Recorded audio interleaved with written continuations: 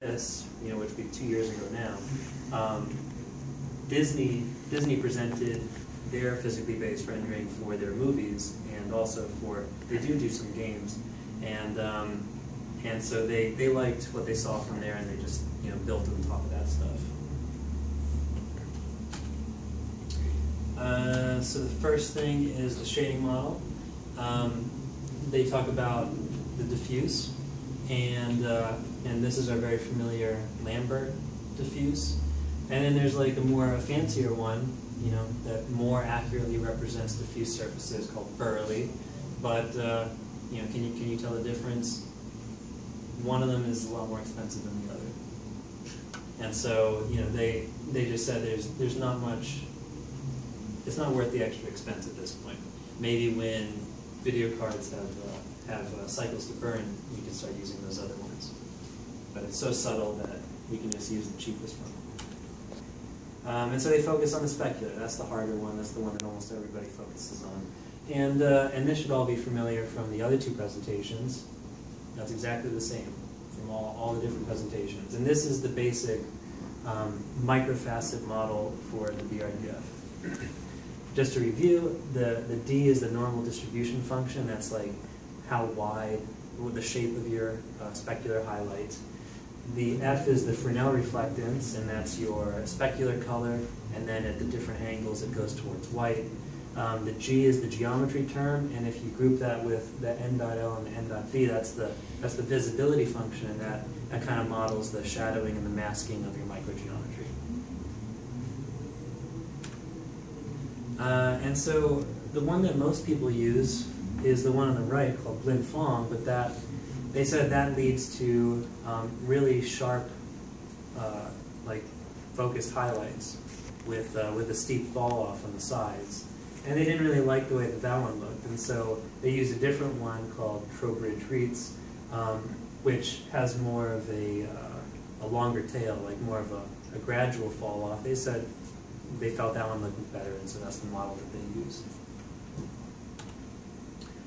And then you get to the geometry term, that G on the right, and they used exactly the same or very similar geometry term that the Black Ops 2 guys used. And basically it Schlick's approximation to the Smith geometry term.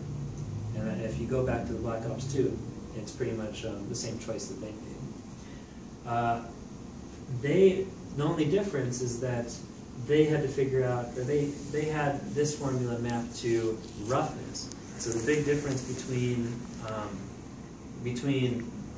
Black Ops 2's input textures and Unreal Engine 4's input textures is they use roughness as opposed to glossiness. And so they're kind of like inverses of each other.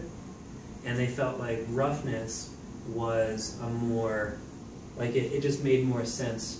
It's easier for an artist to wrap their head around, what sections of the texture they want to be rougher and which ones are not as rough. Whereas glossiness has kind of it can be interpreted many different ways. But they also found that doing it that way was confusing because artists tend to want to paint brighter values in places that they want the brighter hotspots, which is the opposite of roughness, right? Like if you want a really bright hotspot, that's a really smooth surface, and that's like black in the roughness map. And if you want a really broad hotspot, then now you have to paint white in the roughness map, and that's kind of counterintuitive. So the jury's still out as to which term is the more appropriate, the more intuitive one. The Fresnel is exactly the same, or pretty much exactly the same. It's the Schlick's approximation to Snell's laws.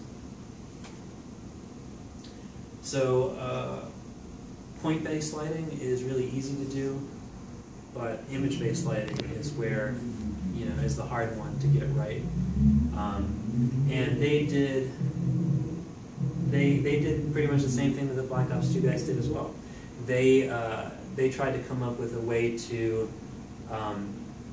separate the environment lighting, which is in the cube map, blur that at different roughness values, and maybe also compute what the response should be at different roughness values, and then combine them in real time by only looking up into the environment map one time, right? Like if you remember, like this is the integral over all incoming light directions.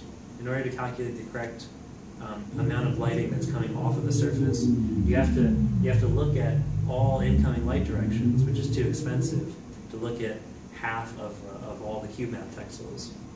And so what they said is this integral, adding up all of the incoming light directions and having it affected by your material parameters, is almost the same as the average, the weighted average of some of the cube map directions applying the BRDF function. So it just says, like, if you, this one's 100% correct. That one is more and more correct depending on how many directions you look up into the cube map. And so that's why this little symbol is the approximation symbol. And they said, well, you know, that approximation is a pretty good approximation, but even that's too expensive. And so that's approximately the important sampled environment map at the different roughness levels multiplied by the important sampled BRDF function at different roughness values. And so he'll show pictures of these different approximations, and so you can be the judge as to like which ones are acceptable and which ones aren't. But ultimately, the goal is to make this so that you only have to look up into the environment map one time. So then you take this, and if you remember, all of these microfacet BRDFs, the important direction is the half vector between the incoming light direction and the outgoing view direction. And whenever the half vector is aligned with the surface normal, then those are the only microfacets that are going to reflect in your direction. And that doesn't work out so good for cube map lookups, because the cube map lookup, you can't look at every single direction. So you have to pick one direction to look. And the direction that they choose is the reflected direction. And it's not the same shape that you get from that as you get from the halfway point between the incoming light and the outgoing direction. But that's just a compromise they had to make. So the right-hand side of those two terms is right here, and they said, well, this can be broken down as lookup table, the red channel of the lookup table, times F0, which is your specular color, plus the green channel. And that is their version of how much of the incoming environment light gets reflected in your direction. And so that's a really simple formula at runtime. What they do is pre-compute this into a two-dimensional lookup table. And the two dimensions that you choose from this lookup table are the angle between the normal and the view direction, so what angle you're viewing from, and what the roughness at that pixel is. And so it's really simple to look up into a 2D texture, just one 2D texture, and then a multiply and an add, and that gives you their version of the environment's BRDF, and then you can multiply that value by the MIP that you chose from your environment map, and that's your end result. So it's really, really cheap runtime. But now we're going to see a comparison of what it actually looks like. So this one is the ground truth, and basically this one is using a very expensive shader that looks up into the environment map in 1,000 different directions, and it treats those 1,000 different directions as if those were 1,000 different single lights. And so the more directions they look up, the closer they're going to get to the truth. But this is good enough. Like 1,000 directions is pretty good. And and these are the results they get. So this middle row, or the top row of the spheres, is like their sample metal. So it's like 100% specular, no diffuse. The whole row is 100% specular with no diffuse, and varying in roughness. So this one would be like no roughness, and then increasing roughness to the right. So this one's a specular only material. This one is their dielectric material, which is non-metal. And basically it's a black diffuse and a 4% specular, base specular, and also increasing in roughness going to the right. And this is the very expensive one that looks up 1,000 different directions, and it says, this is what we expect to see in our real-time method. Let's try to get as close as we can. So I'm going to go back and forth between these two images. So this one is their first approximation, where they said, well, instead of applying the BRDF to every single direction, what if we averaged all 1,000 light colors, and then we averaged all 1,000 material response to those directions, and then we multiplied those two together. So it split the sum into two parts, one that only knows about the lighting and one that only knows about the material. And they call this the split sum approximation. And I think you'll agree that there's some differences, but no one's going to complain that the bottom one doesn't look as good as the first one. And so that is a pretty safe approximation, I'd say. And it really simplifies things, because now they can focus on the lighting, do that part by itself. Are the top ones the exact same? No, the top ones are, which is, now that we can do all the lighting independently, let's try to do that, let's try to pre-compute that and put that into the different MIPS of a cube map. And that one's kind of iffy. That one's a bigger difference. And this one is the complete approximation that's practical for real time. So some things to note, like overall, the different blurriness levels of the cube map seem to be preserved pretty well. So like that seems to be a safe approximation. But the other, like the reason why that kind of stuff happens at the end, where it just doesn't feel right, is because it's just using the wrong directions, right? Like when you filter into the cube map, you have to put a single value in every single direction, right? That's what the cube map, it just represents a value, a color for every direction. And the directions that we want are for every light direction, all we care about is the half vector, and how the half vector lines up with the surface normal. But when we look up into the cube map, we're using the reflection vector. So we're using kind of two different systems, and it just doesn't hold up as well. Is this one acceptable? Like, is that a fair approximation? Would you buy it? I'd fix the edge cases. Yeah. Okay. Well, this is what they got up to. This one is, so what you see here is a single cube map lookup and a single 2D texture lookup, and you just multiply them together, and you get results that are almost as good, but 1,000 times cheaper than that first image. These are stacked side by side.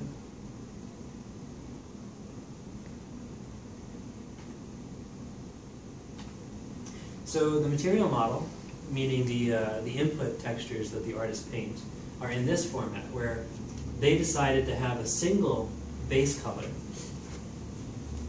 not a separate diffuse and specular color, but a single base color, knowing that either a material is metallic and has properties like a metal, or it's a dielectric and has properties like a non-metal. And so they switch that diffuse that base color to be either diffuse color or specular color, based on a single grayscale metallic channel. And if you look at the top row, they show what happens with a gold base color and going between 0 metallic and all the way up to 100% metallic. And you can see that that gold color kind of switches from being the diffuse reflection to the specular color reflection. In the middle there, you have some weird looking stuff, but they expect people to paint, regions either 100% metallic or 100% non-metallic, and 0 or 1, and but you could paint gradients if you wanted to. Roughness, they say is more intuitive for artists, and that's that second row. That's a metal, like a white base-colored metal, with roughness varying from 0 to 1. And then what they used to use for details in the specular map, since they don't want to have a specular map, but they still need some areas to be masked out, like if it was cavities, then they have a grayscale cavity map, which is very much tied with the normal map. So if you paint like chips, or if you paint cracks and grooves into your normal map, then you kind of want to paint the same cracks and grooves into the cavity map, and that will mask the specular color and kind of like darken it so that you don't get the environment bleeding through cracks in your materials. And this was just the evolution of their different material parameters.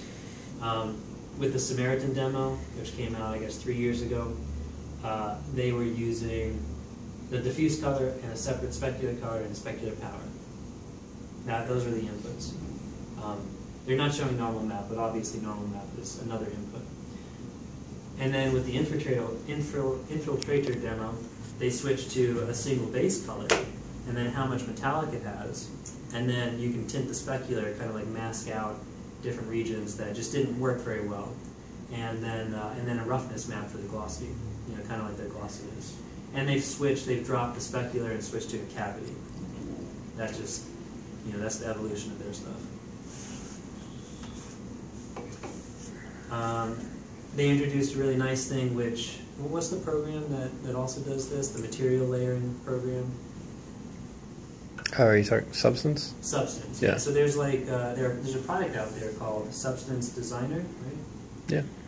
Which lets you, you know what a yellow paint is supposed to look like, but rather than paint the same or the correct yellow paint base color and the correct yellow paint metalness and the correct yellow paint roughness for every single asset that has yellow paint on it, why not just paint what yellow paint, those parameters look like for yellow paint, and then layer the yellow paint parameters over the regions that are actually yellow paint on your model.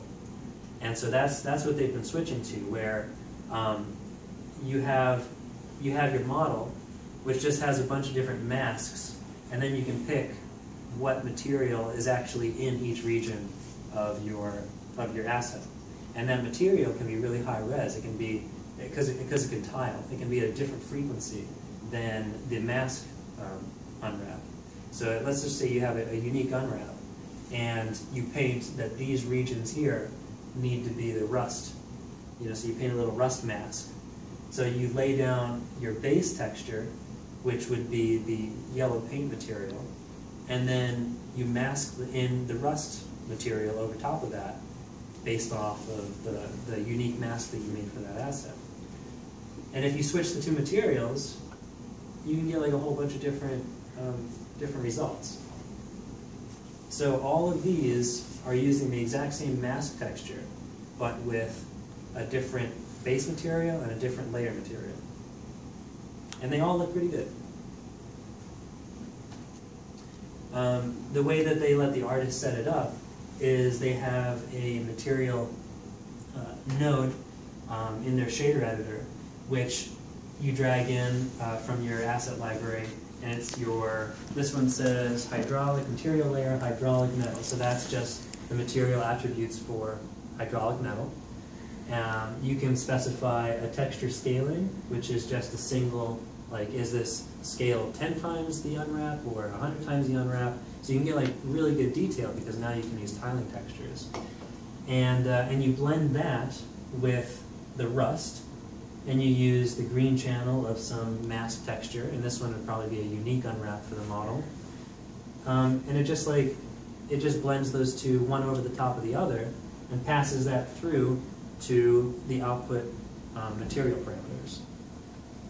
So technically, what's supposed to happen with these two submaterials is that they should each interact with the lighting independently and then layer the results on top of each other.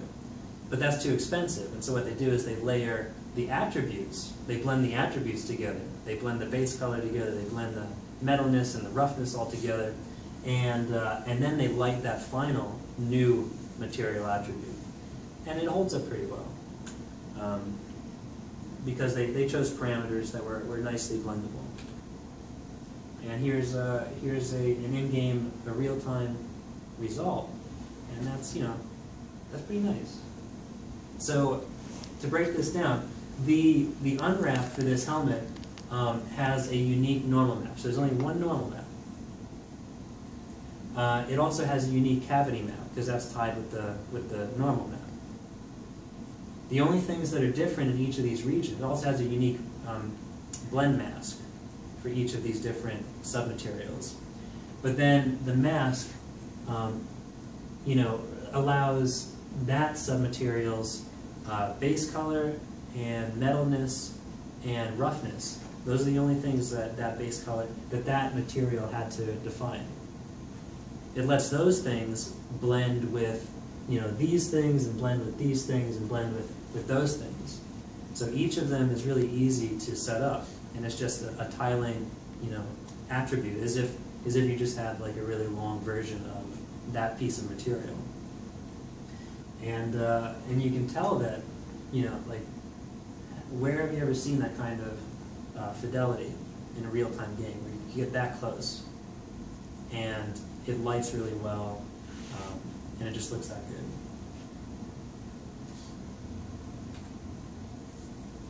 Here's another example. It looks pretty nice. They do have a limitation, a limited number of layers, probably 4. Obviously you can't have infinite layers because every single layer you have to look up into your attribute textures. Right? Those are all tiling textures, and so they have to limit the number of textures that they look up per pixel. But everybody's worked on games that have layered terrains, and terrains usually have 8, 9, 10 different terrain texture layers. So certainly, video cards today can handle a total of 20, 30 different texture lookups without at 60 FPS without a problem. And if each material was 2 or 3 texture lookups, you can easily get maybe 8 layers. So it's a finite, but it shouldn't be that limiting. They made one minor change to their lighting model. It used to be a linear fall off, but the way that a point light is supposed to fall off is the inverse square, and they just switched to that. And I don't know if it's obvious, but they said that the one on the right obviously feels better. I don't know if that's obvious, that if you had a lamp in the room, or if you had like a light bulb in the middle, which one would you expect? Like, which one feels better? To me, definitely right. Okay. So it is obvious, right? The one feels like stage lighting. That's the difference. That looks like you have a special stage light, Yeah. whereas like light that's just illuminating a space. So that was, this was in Unreal 3, but Unreal Engine 4, they just made that one minor change, and it's more physically based. This stuff is really exciting because they've been able to come up with a really simple, really cheap approximation for area lighting, and it's obviously not correct, but it doesn't matter if it looks, if it looks close enough, then who cares? And so here you have a point light which has been given a radius, so it's really actually a sphere. So you want to light up the scene as if there was a sphere that was emitting light. And here's a regular point light for comparison, right? So you can see, like, this is what you typically see with specular surfaces and a point light. And this is what they want to see. You can also see, like, here's a really smooth dielectric, and so you expect to see the shape of this object reflected in your surface. Are they doing that by just rendering geometry in the specular and not in the world? Almost. No, they don't use like a rendering, right? It's similar to the like you saw in my test bed that it's really easy to ray trace into spheres or planes and that kind of stuff. And so it's using that principle. Because it's so cheap, it only takes a few instructions, then you can leverage that and extend point lights into that. And we'll go into what they do, because it's really clever. So this one is an image that they're targeting. This is not the real-time one. This is the ground truth. This is what they want to hit. And their requirements for using area lights is that it has to, keep the same average energy, right? Like if you make the area light larger, right?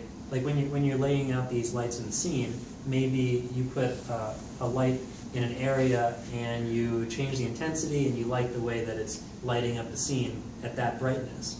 And so it's important that when you tweak the area of it, it doesn't, like if you increase the area, it shouldn't make the area, or it shouldn't make the spot around it brighter. It should kind of be like the same overall brightness. And so they have to take that into account. Approaches the point light, so they still need to be able to represent point lights if they choose a radius of 0. It needs to act exactly like point lights used to. And it needs to be fast enough to use everywhere. Otherwise, the artists will use this other technique, which was really, it worked out really bad, where they bias the roughness. So what their first attempt, like 2 years ago, to simulate area lights, was if you go back here, what they would do is, for that light right there, when it goes to light up an object, they'd say, well, it's supposed to be larger than the regular point light, and so we're going to make it as if the material itself was rougher, because rougher materials have, a larger hotspot, and it just doesn't work out, and they'll show why. So they presented, increasing the hotspot by making it more rough in their presentation the year before. And the problem is that surfaces don't look as glossy as they're supposed to anymore. And so here's a comparison of their previous attempt at area lighting. And if you look, like this, there's a little dot right there, which is probably hard to tell, but that's the shape of the point light's hotspot at that roughness.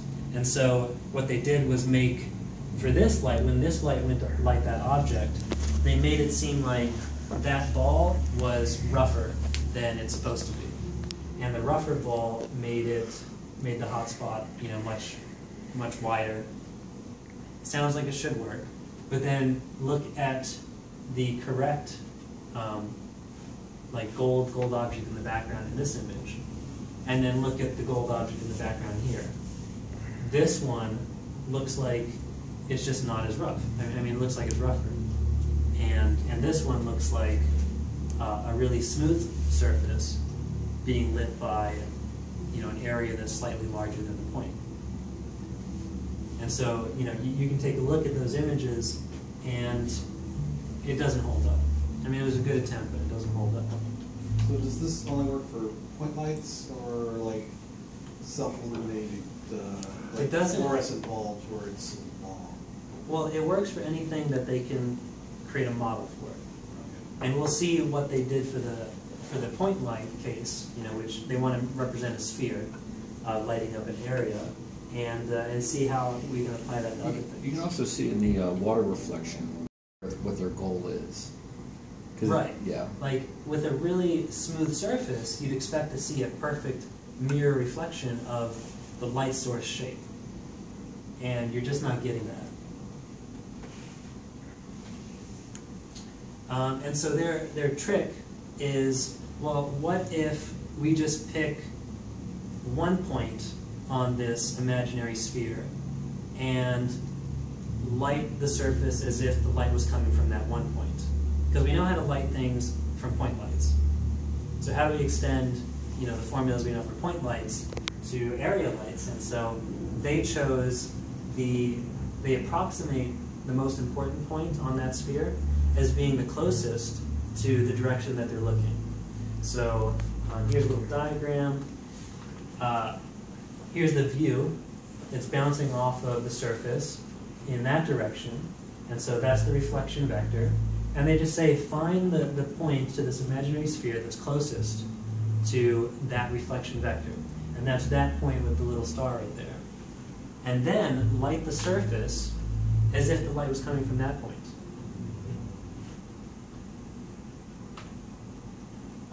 One problem with that is that as your view is moving around, I guess, as the angles are changing, the actual point that is lighting your surface is sliding as well. It's going from one side of your imaginary sphere to the other side. And what that does is it increases,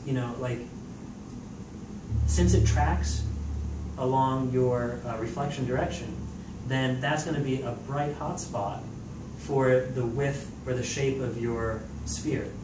And that's going to turn the brightness of the hot spot into the brightest part, and it's going to be like a lot longer than it was before. And so what they do is they decrease, right? Because they want to preserve energy. They don't want people to go in and light an area really well and tweak the size of these little point lights, and then all of a sudden they have to readjust the intensity as well. They just want them to be able to adjust one knob at a time. And so it's very important that as you increase the area of a sphere light, it kind of decreases the intensity of it as well. And so this is just their representation of how much extra they need to take away. They need to make it more, they need to normalize it again. And here is their new approach. Again, it's an approximation, but let's see how it holds up. So if we take this sphere being reflected in an object, you look at the water, again, the shape of both images is very similar. The brightness of one is not quite the same as the other, but overall it's pretty similar. You look at the objects in the back, which cause real problems for the old approach, and they hold up much better to the target image. That still feels like a smooth piece of gold armor that is reflecting a spherical light.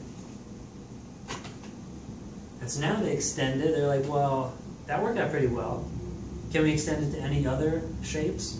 And so they extended it to tubes, which is like a straight line with a radius is a capsule or a tube. And I don't know about you, that's pretty cool.